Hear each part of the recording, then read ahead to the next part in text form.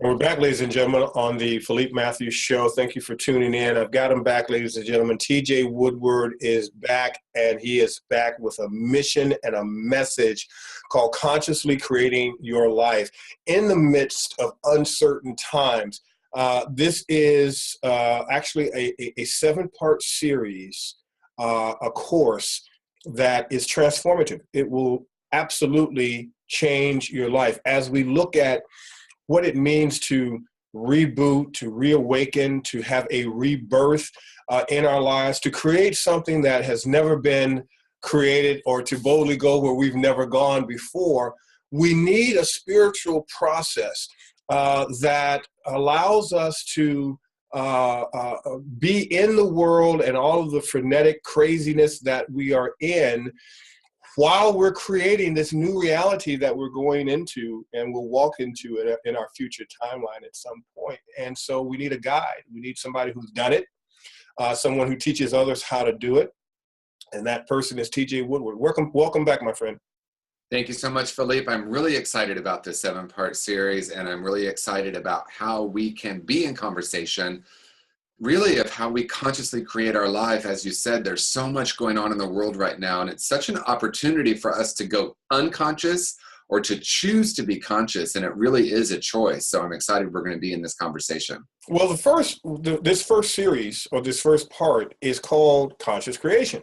So by definition, what is your definition of conscious creation?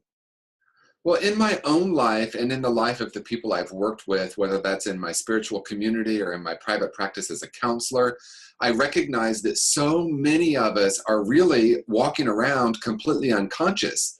It feels like life is happening to us and that we're not choosing. And so conscious creation is really about recognizing that we do have a choice, and we have a choice to bring that which is in the unconscious into conscious awareness so that we know that we can choose to create our life in the way we want. I have been part of a lot of new thought traditions that uses affirmations a lot to create our life. What happens in a lot of new thought circles, though, is we don't really go in and do the deeper work of what's happening in the unconscious. So no amount of affirmations are going to create the life you want until you get down and look what's living in that subconscious or unconscious. Because as Carl Jung says, when it's living in the unconscious or the subconscious, it's running our life, and we call it fate. So this entire series is about bringing it into conscious awareness so that we can consciously create our life. I like that. Let's talk a little bit more about unconscious. What does that mean? It means we have ideas and stories, belief systems, perspectives of the world that are trapped in the unconscious. In more therapeutic terms, we might call that the shadow, those parts of ourselves we're unwilling to look at. And if we have, and part of this series, we're going to talk about core false beliefs, for example. If I'm walking around with a core false belief that I'm not worthy, no amount of affirmations, no amount of goal setting, no amount of surrounding myself with people that are going to help me on the path are going to work, because until I get down and look at those core false beliefs or those things trapped in the shadow, I'm just going to keep replicating that on an unconscious level.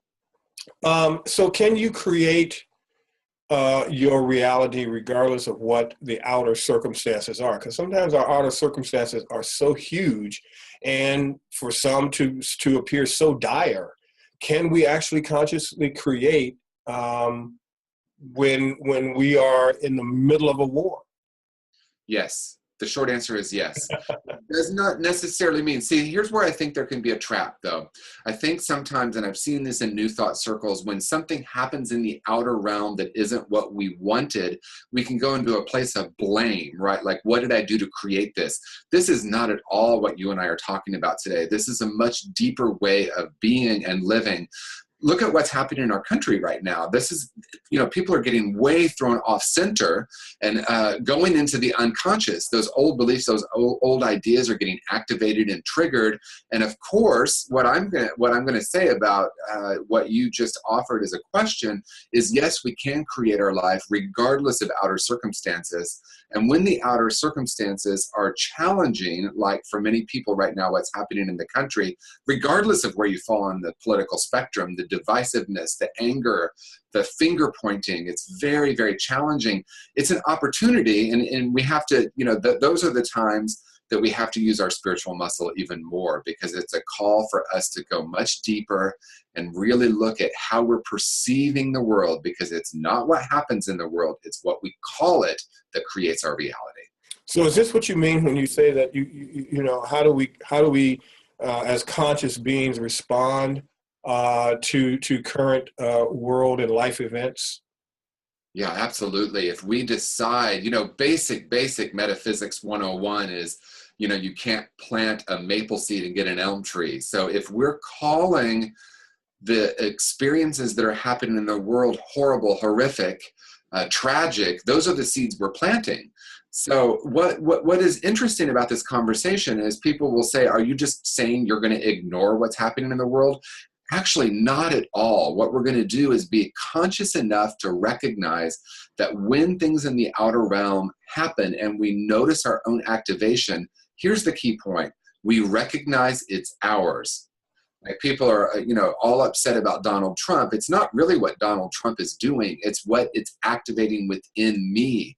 When I take total ownership for my perspective of the world, I can respond to the world rather than react to the world. And maybe that's the fundamental difference. In this course, because you have actually an even bigger course behind the 7-day course that we're talking about, but you have a 5-step process?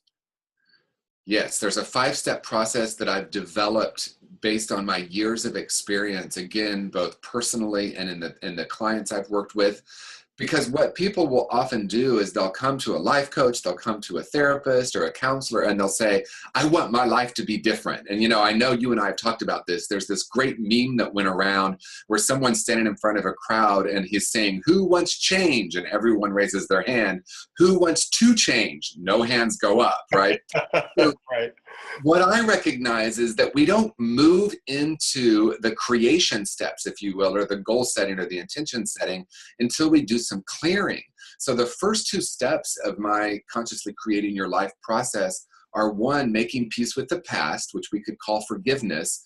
It's really because if we're holding on to someone did us wrong, or I can't forgive myself, or because I had the childhood or the experience I had, I can't create my life, we're continuing to victimize ourselves. And I want to be clear about that. Some people are victims to things in their early life. Some people, based on race or gender or sexual orientation, have a set of experiences that really, they do have an experience of being a victim early in life. But the issue is when we concretize that by right and wrong and good and bad, we continue to create our life out of that. So that's the first step, making peace with your past. The second one is releasing core false beliefs, which we talked a little bit about. We're all carrying around these beliefs and ideas about ourselves. And if I'm believing I'm not lovable, no other person or situation is going to be able to give me love. So the first steps are really clearing steps. And of course, we can briefly go through the other 3 if you'd like. Well, let's do that. And because I want to talk about that. And then I kind of want to set it up for the people who have joined this course on what we're going to be talking about in the next course. So the next piece would be forgiveness. But let's talk about those other 3 of the 5-step process, and then we can kind of set it up for the next training. Yeah, absolutely. So people know what's coming next. So once we do those first 2 steps, which I call like the clearing steps or the deeper inner work, what needs to be released, then we go into step 3, which is visioning. And we're going to talk about in that, we're going to go into detail about the difference between visioning and visualization. Simply said, it's really tapping into a deeper knowing. We're going to learn how to trust that inner wisdom. We're going to learn how to trust that gut, that says this is really what I want and need in my life. So that's step 3.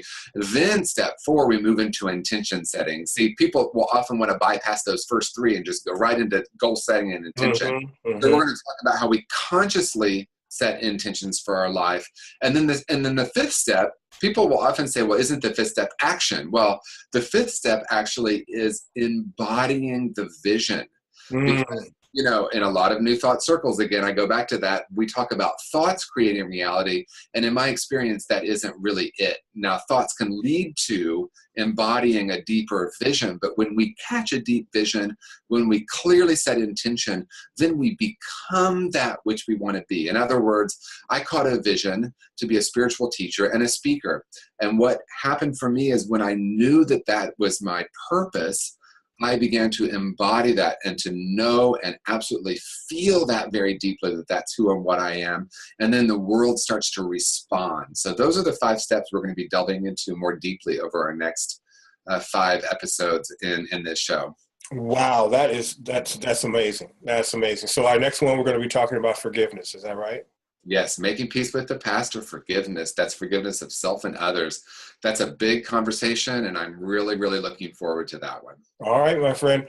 TJ Woodward, ladies and gentlemen, the best of the best. It doesn't get any better than this. We'll see you next time on the Philippe Matthews Show. Take care, everybody.